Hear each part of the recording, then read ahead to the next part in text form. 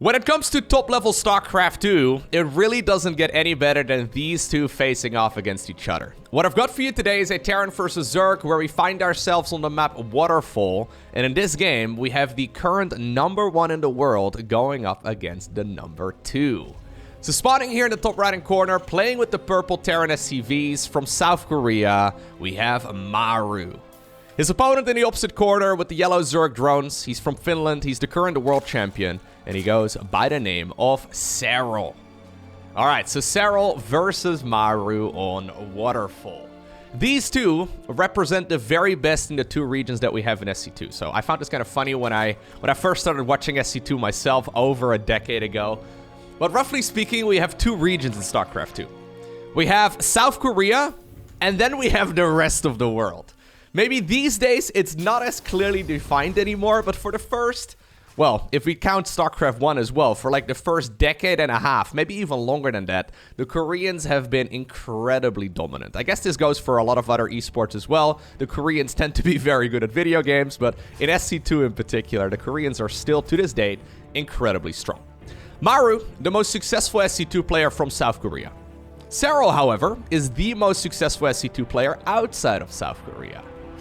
This particular game was recently played during TSL 9. I haven't seen it yet, so I'm excited to find out exactly what ended up happening. I think it's worth noting, though, that these guys were actually in the Netherlands together at the same time. They were, well, in the same room while playing this match, so there's no ping advantage for anyone. Because obviously, normally, Finland versus, well, Korea would be a little bit tricky to pull off. Especially in a high-speed matchup like Terran versus Zerg, the ping can really be a game changer. But yeah, that is not the case in this particular match. So let's find out exactly what ended up going down between these two. Might be nice to know, by the way, that both of these guys are now StarCraft 2 millionaires.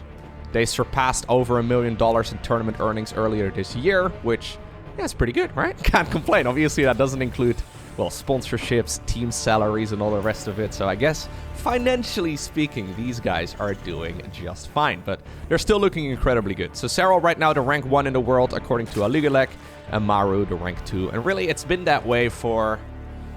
I don't really know exactly how long, but at least a year, maybe even 2. These guys have been at the top of their game for quite some time.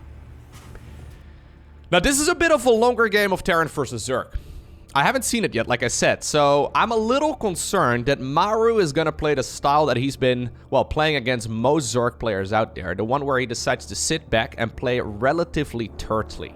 So, what he likes to do recently, over the last probably year or so, he's been really refining it, though. So right now he's doing it more so than he used to about a year ago. But he really likes to sit back and just make his ultimate Terran death ball.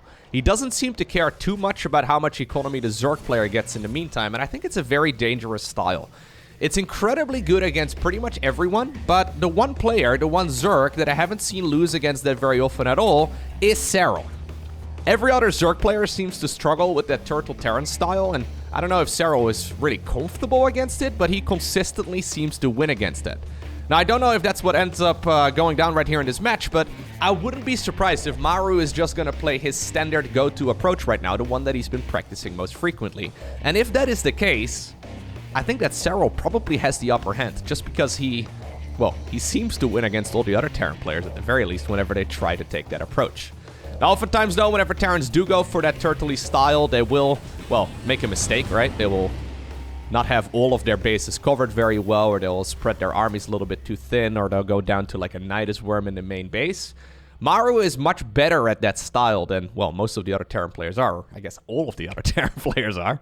And because of that, there is definitely a chance that he can still make it work, but I'm a little bit concerned if that's going to be his approach. Anyhow, a medevac full of units flies across the map. This is a funky little opener here for Maru. It's a 1-1-1, so one barracks into a factory, into a starport, and now finally a third CC. He's got a Widowmine here, as well as... I like that Widowmine positioning a lot, by the way. That's awesome. Good split. Perfect split. Anyways, he like burrowed it right between 3 mineral fields, so the Zerglings couldn't just surround it right away. But now the follow-up here from the Terran is a Raven. We normally don't see a Raven this early on in TVZ in general. It's very uncommon. But I like Ravens a lot, as you guys probably know. It is a little bit risky, though.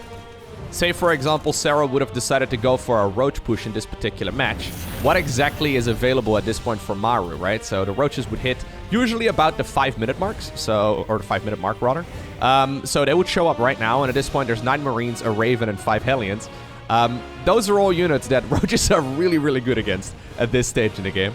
Little bit of a gamble there for Maru, but honestly, he knows he's playing against Serral. Serral does like to mix it in from time to time, but I would say 9 times out of 10 he will go for that more macro-focused approach, and that's exactly what he's doing in this game as well.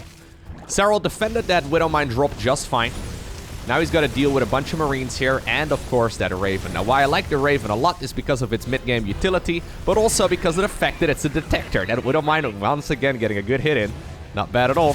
Okay, medevac does go down, so that's not ideal. This is a bit of a commitment, right? So Maru did delay his third command center to get this army out, so he needs to justify it somehow. Getting a kill on this base would be awesome. Is he gonna get that? Yep, he will. Immediately, though, gets replanted. Yeah, double cancel. Okay. So that may very well have justified this opener at least a little bit. The thing is, and this is what Serral does better than any other Zerg players out there, he's already fully saturated on 3 bases. Serral's drone timings are insane. It's very easy to get carried away and make too many workers and then not have enough units to actually defend at home. But Serral consistently seems to be able to defend against this sort of shenanigans while also squeezing out a ton of workers at the same time. Easily set, incredibly hard to actually pull off. He's now going to go for his 4th and 5th base right around the same time. Very defensive approach so far here from the finisher. He's decided to go for a quick Baneling speed upgrade, or at least relatively quick. This will allow him, assuming his creep spread is on point, to defend against most Marine pushes relatively easily. As soon as that Baneling speed upgrade finishes up, it's going to be much harder for the Terran player to attack. In the meantime, though, Maru going into 1-1 upgrades of his own. He's already got Stimpack done, I believe, and now he's going to go indeed into that Combat Shields research too. So this is going to be a lot of Marine siege tank production for the time being. There's an armory coming up as well. Okay. So usually this is when Maru sets up with a more defensive approach. And I think he is indeed going to go for that. I think he is going to go for that more laid-back style here. Okay, so when does Serral figure this out? He's got Banelings over here on the right side of the map, by the way. There is a Terran army moving out. Are they going to catch this? I don't think so. Ooh. Okay, if he's incredibly on... He should have seen that now. I think he should have seen that. Upgrade complete. He should have seen that about 3 times right now, and I don't think he has. Okay, that could be a problem. Roly-polies are done. These bad boys can easily roll into the mineral line. Obviously, Maru's crisis management is very good. Is he going to pay attention here? Because he's also pushing at the same time in the bottom right-hand corner. He does end up losing at least a bunch of those SCVs. That's because he's paying most of his attention right over here. Zerg, though, already setting up a massive surround right now. I don't know if Maru is aware of that. There's a lot of Zerglings, Banelings coming from the back. Queen's also tanking as much damage as possible. Banelings, though, just looking for the juicy targets. Zerglings split off from the pack. Perfect defense right there from Serral. Sure, he ends up losing a little bit, but that is something that he can 100% justify. Now he's going to go in for the counterattack. And honestly, this could deal a ton of damage. Pretty much a perfect game so far here for Serral. Okay, getting some good hits in as well. Good target firing there by the Maru. by the Terran player. By the Maru player. Sure, let's go with that. Target firing down the Banelings right there with the siege tanks. So at the very least, he didn't end up losing the game right here. That's good, but he's certainly in a rough position. Still, his macro is looking good. Getting a ton of units out here. You can see that Serral is slipping a little bit. He's currently got over 1,100 minerals in the bank, which is not ideal. Which is why the supply counts still look relatively even. He's gone into the hive right now, okay. Macro hatchery coming up because he is flooding a bit, and now he's going into the 2-2 research as well. So maybe if he would have spent all of his money perfectly and he didn't miss any queen injects. And the reason, by the way, why he missed queen injects is, of course, because he needed to pull those queens for the base defense. Oh, good targeting right there by Maru. If he would have maybe spent all of his money, he could go for an all-out assault right now and potentially win the game.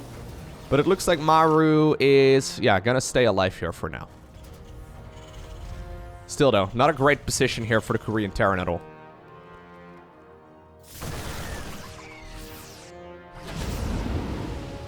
Okay. Yeah, he wants to just cancel and buy as much time as possible, but Maru must realize at this point that these drops are not going to win him the game. So he's adding on a ton of production, though. He's already at 5 barracks, and he's going to go up to 8. Second factory just about to finish up as well. So he's going to start really doubling down on that production. He does have that 4th command center, but with this much production, I think you have to continuously make units and probably push as well. The problem is, when you go for like a Marine Marauder siege tank-based army, you have to step onto the creep, right? Like, you have to go pretty deep onto the creep. And Serral has already been spreading that, well, past the halfway point on this map. A couple of active tumors could even be pushed a little bit further forward. But what I'm trying to get at, though, is that if the Zerg, yeah, is going to be the defensive player here, he gets to decide where those battles take place. And it's going to be very hard for the Terran to get a favorable trade. Okay, Serral trading out a bunch of units here. Fair enough. He's got some spotter units on the potential 4th base locations of the Terran. So at this point, Serral knows, well, if there's still no 4th base, and I am macroing myself off of 5, now even a 6th base coming up, life is pretty good, okay? If you have, well, a good amount of income, yeah, you know that you're going to be mining more. He knows that he's never going to be able to take particularly cost-efficient trades, but as long as you're mining more, things are going to be a-okay. That being said, is Serral going to respond to this? So he just saw that that base was taken. It looks to me, since he just invested into those late-game upgrades, that he's not actually going to respond. So Serral just put about, yeah, 1,000, maybe 1,500 resources or so in both minerals and gas to go for a hive, build the infestation pit, go for a hive, go for all of these upgrades. So apparently he's, yeah, just using the time right now that the Terran needs to get that 4th base up and running to try and create a stronger eventual army instead. That is a very Serral-esque move, though. I think the vast majority of Zergs right now would try to go in for the kill. But Serral's like, nope, you know what? Usually what wins games is when you're ahead to try and get more ahead. It's a little bit risky to go in for the kill.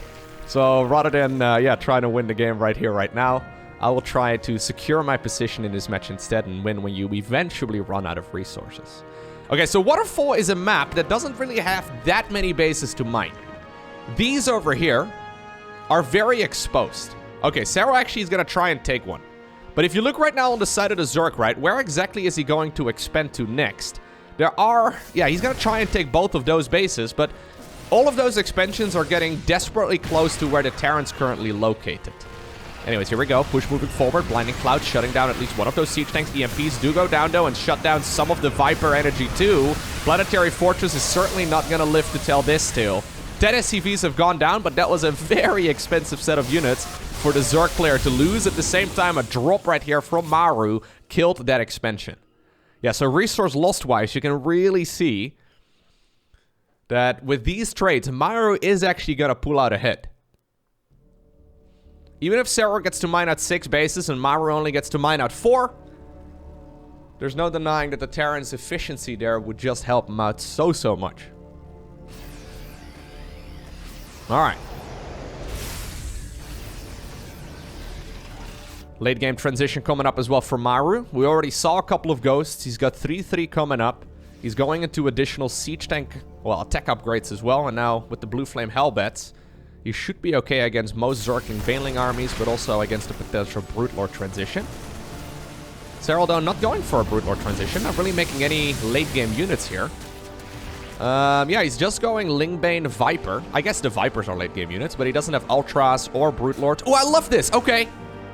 I've talked about this quite a bit in previous casts. Okay, so Serral is actually transferring drones from one of the easier to mine bases to one of the riskier ones. So when you think about it, right, with this position here of Maru, he is not going to move out until he is feeling incredibly comfortable. And that could take another 10 minutes. Maybe not 10 minutes, maybe 5 minutes. But basically what I'm trying to say is that if Terran wants to move out, they'll probably try and take these bases instead. So Serral mining out this expansion, that is usually considered to be one of the Terran's bases, is incredibly helpful. What we see oftentimes is that Zerg, well, mine out their bases first, and then by the time they finally get to this one, Terran also wants to mine that. It doesn't really work so well, so I've wondered about this in the past. I've brought it up in previous videos. Yeah, so Serral is actually moving the drones to riskier bases first to try and mine that base out faster. And I think that's really good. I think that's really clever. Because once Maru eventually gets around to mining these bases, there's not going to be any mineral fields remaining anymore. Anyhow, yeah, 3 Marauders here. Really want to kill this base. A little bit dangerous. Medevacs do get abducted. Yep. Bit of a risk right there by the Terran. Okay. So I like this position for Serral a lot, but don't forget that this is Maru playing. This is still Maru's comfort zone, okay? I don't like his position too much in this game, but if anyone can pull ahead from this position, it is Maru. There's creep spread everywhere. But he's trying to secure a new base now. This is where most Terran players falter. They won't be able to get this base up and running, but Maru apparently feeling so confident he's even brought an orbital command. Not even going to go for a planetary fortress. Here come the Banelings, though. The Banelings are hunting down as many of those ghosts as possible. All of these traits are fine. These are fine for the Terran player. Yep. That was totally okay. 6,000 minerals. Well, 5,000 and a little bit more minerals lost. And then a good chunk of gas as well. Brenda over here putting down a creep tumor. Don't mind me. Brenda laughs in the face of danger. Okay, she's dead. At least she went out smiling. Right, that's how I wish to go one day. Anyways. Greater Spire transition now, though, coming up for Serral. He's also gone for the neural parasite research. Yeah, no planetary in this position is crazy to me. Here we go once again. Serral rinsing and repeating right now. Apparently, he's looking at his bank. He's like, you know what? I think I'm fine. I know you're going to run out of money here eventually. You can see 35 SCVs trying to mine just 8 mineral fields there. Traits are incredibly cost inefficient, but as long as the Zerg player mines out these outer bases, I think he's going to be, yeah, pretty comfortable. Still though, despite the fact that Serral has had that income advantage for a very long time, if you look at the banks right now, he's really not that rich.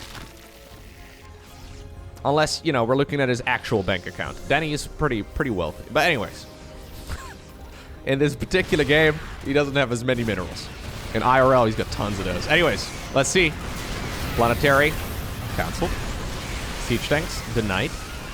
Blinding Cloud, shutting down whatever it can. And honestly, this is Serral just from start to finish here.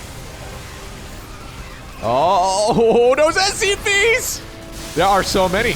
Planetary goes down as well. 25 workers get shut down. That fight was good. That fight was very good for Serral. That orbital command that was destined to become the 5th base is now supposed to become the 4th instead. Serral even going for one of the bases over here. Maru can see that with a little blip on his sensor tower. He can see with the radar technology of the Terran that there is a base coming up for the Zerg, but does it really even matter? Is there anything that he can do about this?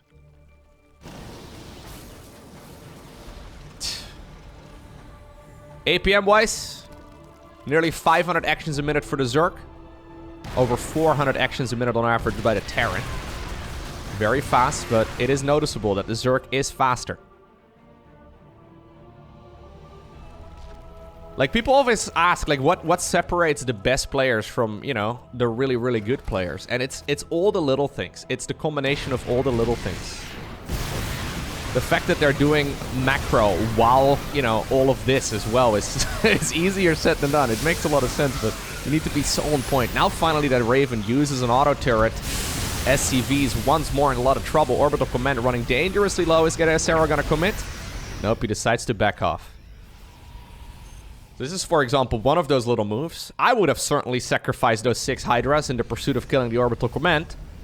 Maybe I would have gotten it, maybe I wouldn't have, but Serral made the executive call that he has to go home. Okay, so now things are becoming incredibly desperate for Maru. Things have already been rough. Really ever since the early game. He needs to secure a new base. I think this expansion is much easier to acquire than the one on the left. Yeah, now he finds out about this base over here as well for the first time, which is incredibly rough. Really want to send Medevacs over in that direction. Okay, now those Blue Flame Hellbats are having a blast. EMP did shut down one of the Vipers, so the Viper won't have enough energy. Siege tanks, though, doing a lot of damage. Yeah, a lot of damage being done here by just a handful of tanks. Again, these traits are not cost efficient for the Zerg at all. Serral, as a matter of fact, right now, stuck at 150 supply without really any money in the bank, so that makes things a little bit trickier. But he is now going into lurkers, and he's also going into... No, actually, he canceled the lurker. But he's also going into infestors.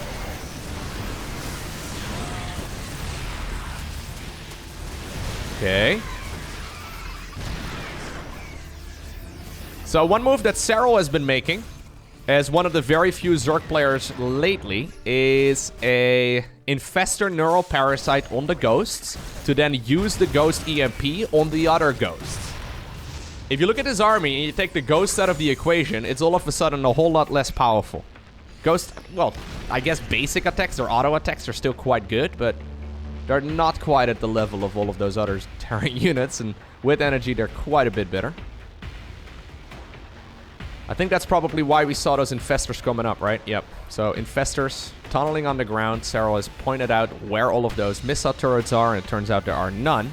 So at this point, Terran does not know about the burrowed units. New expansion coming up here. Zerglings though shutting it down very rapidly, and that is a lot of dead SCVs. Actually, not as many as you think, but still 80 in total. Terran push coming up on the left side of the map. Infestor over here, Infestor right over here. Neural Parasite on the tank instead. Okay. Blinding Cloud is gonna shut down one of the things. I thought he wanted to go for the EMP on the ghosts. Anyways, that scan and that action, right, that is required to get rid of that still makes all of that rather difficult for the Terran. Maru now at 59 supply. And I am fairly sure that Serral just absolutely dominated Maru. Like, that wasn't even really that close. I don't see what Maru is going to be able to do right now. The problem is, he doesn't have any income. Like, if you look right now at the minerals he's getting every minute, he's getting 0.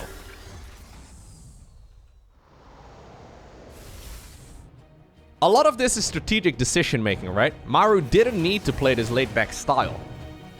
A bunch of Terrans in the GSL, for example, have found quite a bit of success lately, going for much more aggressive build orders. I've casted a lot of Gumi-Hose games, for example.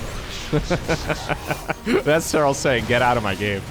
Anyways, he has been going, well, it was successful. He's been going for a lot more aggressive builds, and I really don't think that's a bad idea. Maybe this turtle style works against the majority of the Zergs out there, but when you're facing off against Serral, I honestly never see it work. If you made it all the way until the very end, make sure you hit that like button down below. I know that every single YouTuber on the platform asks for that, but it really does help. And if you didn't like it, feel free to hit the dislike button, I suppose. Anyways, thanks for watching. Have a great rest of your day. Don't forget to smile, and I'll see you once again in the next one.